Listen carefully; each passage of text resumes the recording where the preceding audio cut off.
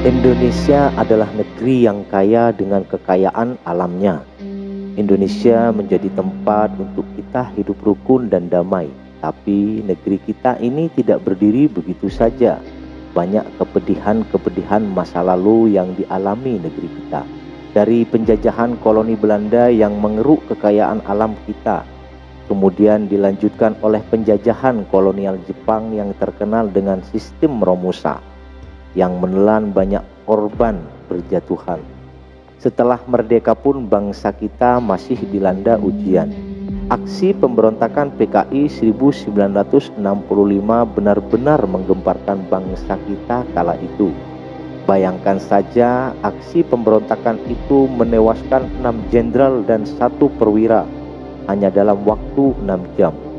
Pembunuhan tragis ini tidak pernah dijumpai di negara manapun yang hanya ada di Indonesia. Tanggal 30 September setiap tahunnya selalu diperingati sebagai G30S PKI yang merupakan sejarah kelam bagi negara Indonesia. G30S PKI merupakan peristiwa pembantaian yang dilancarkan oleh Partai Komunis Indonesia yang merupakan partai tertua di Indonesia. G30S PKI terjadi pada malam hingga dini hari, tepat pada akhir tanggal 30 September dan masuk 1 Oktober 1965. Gerakan pemberontakan yang dilakukan oleh PKI mengincar perwira tinggi TNI AD Indonesia. 3 dari 6 orang yang menjadi target langsung dibunuh di kediamannya, sedangkan lainnya diculik dan dibawa menuju lubang buaya. Hingga saat ini peristiwa tersebut pun menyisakan segudang misteri yang belum terungkap kebenarannya. Tak hanya itu, banyaknya korban pembantaian pada 30 September 1965 itu menyisakan kepedihan mendalam bagi bangsa Indonesia. Di balik tragisnya peristiwa tersebut, ada salah seorang polisi yang berhasil selamat dari pembantaian lubang buaya dan menjadi saksi mata tragedi kelam itu. Ia adalah Sukitman, seorang polisi yang dapat selamat dan bertugas hingga akhir masa jabatan di Kepolisian Republik Indonesia. Meskipun saat ini ia telah meninggal dunia, jasa-jasa Sukitman dalam menemukan jenderal yang dibantai saat peristiwa mengerikan tersebut masih dikenang hingga saat ini. Sukitman merupakan pria kelahiran Pelabuhan Ratu, Jawa Barat, 30 Maret 1943. Usai lulus dari sekolah rakyat, ia bertekad mewujudkan cita-citanya menjadi seorang polisi. Pada 30 September 1965 malam, Sukitman tengah menjalankan tugas menjaga markas seksi VM Kebayoran Baru, Wisma Auri di Jalan Iskandar Syah, Jakarta. Anggota polisi berpangkat agen polisi 2 itu bersiaga melewati malam bersama dengan Sutarso, rekannya di kepolisian. Usai memasuki pukul 3 waktu Indonesia Barat dini hari tanggal 1 Oktober 1965, Sukitman mendengar suara rentetan tembakan yang terdengar tak jauh dari pos jaga. Mendengar suara tembakan tersebut, ia pun bergegas menuju lokasi titik penembakan. Belum sampai di tujuan, ia dihadang oleh sekelompok pasukan bersenjata. Ia pun diminta untuk melemparkan senjata dan mengangkat tangannya. Pasukan bersenjata tersebut kemudian menutup mata Sukitman dan mengikat kedua tangannya, lalu dibawa ke lubang buaya menggunakan sebuah mobil bersama dengan jenazah Brigjen DI Panjaitan. Sesampainya di lubang buaya, Sukitman mendengar salah seorang dari pasukan bersenjata telah menewaskan Jenderal Ahmad Yani. Ia juga mendengar penyiksaan yang diterima para korban penculikan, hingga akhirnya dimasukkan ke dalam sumur sambil diberondong peluru senjata api. Truk pembawa Sukitman akhirnya berhenti. Dia dipaksa turun oleh si tentara. Penutup matanya langsung dibuka di sebuah ruangan terang di parkiran. Tentu saja saya jalang-jong, karena dari keadaan gelap saya langsung dihadapkan kepada terang, tutur Sukitman. Pada saat itu Sukitman mendengar orang bicara. Yani wis dipateni, Yani sudah dibunuh.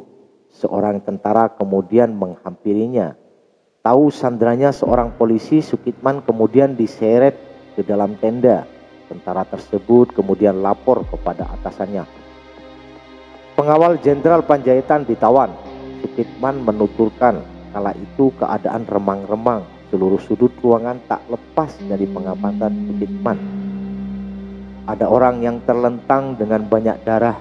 Ada juga duduk di kursi dengan bersimbah darah segar. Seseorang bernama Letu Dul Arif memerintah tentara yang melapor tadi agar Sukitman ditawan di depan rumah. Saat hari sudah terang, dari jarak sekitar 10 meter, Sukitman bisa melihat sekelompok orang yang mengerumuni sebuah sumur sambil berteriak, "Ganyang Kabir! Ganyang Kabir!" Tubuh-tubuh manusia kemudian dimasukkan ke dalam sumur tersebut, disusul berondongan peluru dari senjata laras panjang. Sukitman ketakutan. Ia sempat berpikir setelah ini mungkin dia korban selanjutnya. Ia melihat seorang tawanan yang masih hidup dengan pangkat bintang 2 di pundaknya, hampir sejenak ke tempatnya ditawan.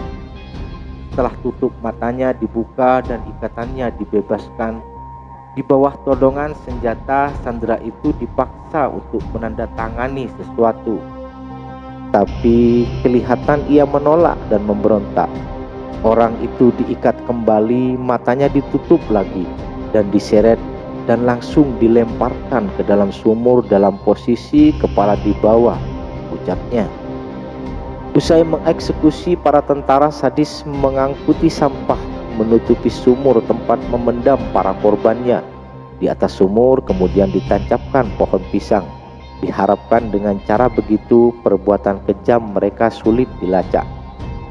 Setiap habis memberondongkan pelurunya, jika akan membersihkan senjatanya, para pembunuh yang menamakan dirinya sukarelawan dan sukarelawati itu pasti melewati tempat saya ditawan, lanjutnya. Sukitman bisa melihat jelas siapa saja yang terlibat di peristiwa yang meminta korban nyawa 7 pahlawan revolusi. Ia juga sempat melihat Letkol Untung yang memimpin kejadian kelam dalam sejarah militer Indonesia. Salah satu anggota Cakrabirawa yang menghampiri Sukitman yang masih ketakutan. "Kamu tidak usah takut, kita sama-sama prajurit, beli kaos singlet pun kita tidak bisa. Sementara para jenderal yang menamakan diri Dewan Jenderal, jam dinding rumahnya saja terbuat dari emas, dan mereka akan membunuh presiden pada tanggal 5 Oktober. Kamu kan tahu, Cakrabirawa tugasnya adalah sebagai pengawal dan penjaga presiden," kata Sukitman mengulangi apa yang diucapkan si anggota Cakrabirawa tersebut. Sekitar 1-2 jam kemudian terdengar siaran radio yang mengumumkan siapa yang mendukung G30S akan dinaikkan pangkatnya 1 tingkat untuk prajurit, sementara yang aktif akan memperoleh kenaikan 2 tingkat. Mereka yang merasa terlibat kemudian bersalam-salaman karena merasa gerakan mereka sukses. Saat suasana lebih tenang, Sukitman kemudian dipanggil oleh Letu Dul Arif yang menanyakan di mana senjata milik Sukitman.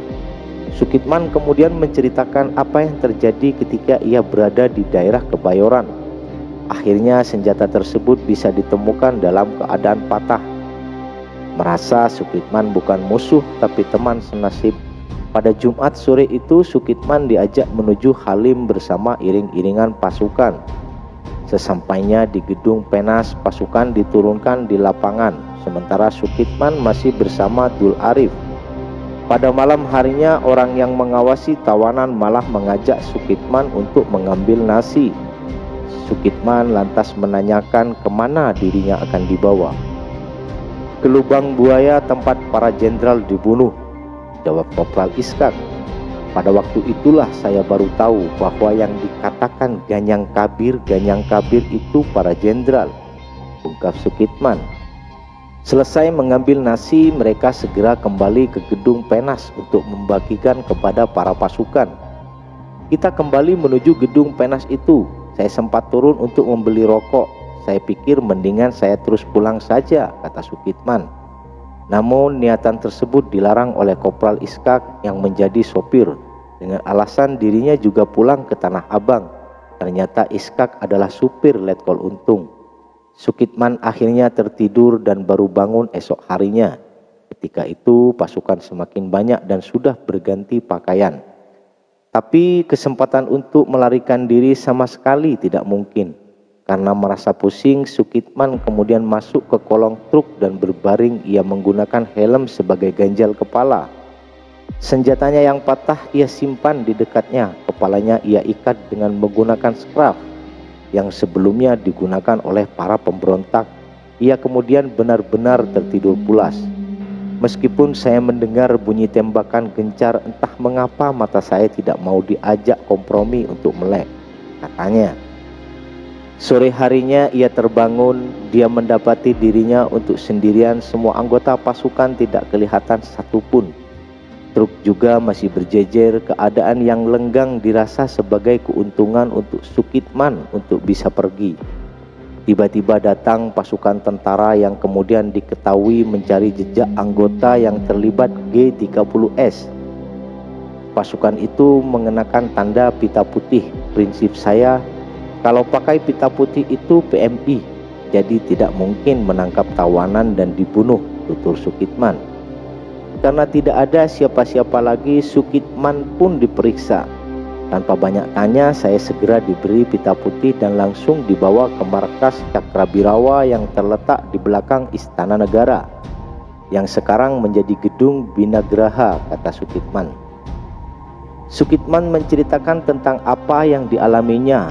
Setelah selesai, hal itu disebarkan ke berbagai pihak yang dianggap perlu mengetahuinya. Minggu pagi, Sukitman dijemput dan dihadapkan kepada Pangdam 5 Jaya, yang waktu itu dijabat oleh Maijen Umar Wirahadi Kusuma. Sukitman kemudian dibawa oleh Mayor Mubardi, Ajudan Jenderal Ahmad Yani ke Jalan Lembang, Jalan Saharjo, dan ke Cijantung. Di sana Sukitman menghadap Kolonel Sarwoedi Wibowo. Sukitman diminta menunjukkan lokasi pembantaian. Dia dikawal pasukan RPKAD. Dari Pasar Hek kami harus jalan kaki dan langsung menyebar kenangnya. Sampai di lokasi, pasukan pemberontak masih banyak yang berkeliaran.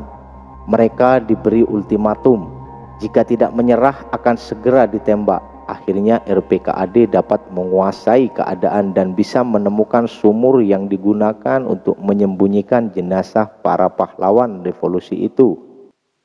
Sejak hari Minggu pukul 22, Sukitman sudah berada di bawah pengawasan Sarwoedi. Dirinya dilarang untuk berbicara apapun kepada orang lain. Karena kelelahan saya tertidur dan tidak tahu dibawa kemana. Tahu-tahu saya sudah sampai di Jalan Merdeka Timur, melapor dan menghadap Panglima Kostrad Maijen Soeharto. Kemudian saya dibawa kembali ke Cijantung Kenang Sukitman. Pada hari Senin, jenazah para pahlawan revolusi berhasil diangkat dari sumur dan segera dibawa ke Rumah Sakit Pusat Angkatan Darat. Pada hari Rabu, Sukitman baru dipulangkan. Rekan Sukitman, Sutarso, berasa mimpi melihat temannya kembali tanpa kurang suatu apapun. Demikian adalah kisah Sukitman yang menjadi saksi mata pembantaian Lubang Buaya. Catatan hitam dan berbagai kekejaman yang dilakukan oleh suatu kelompok terhadap kelompok maupun individu merupakan sejarah kelam yang tidak boleh terulang dalam negeri kita tercinta ini. Sebab perang saudara akan melahirkan balas dendam tiada henti untuk selamanya.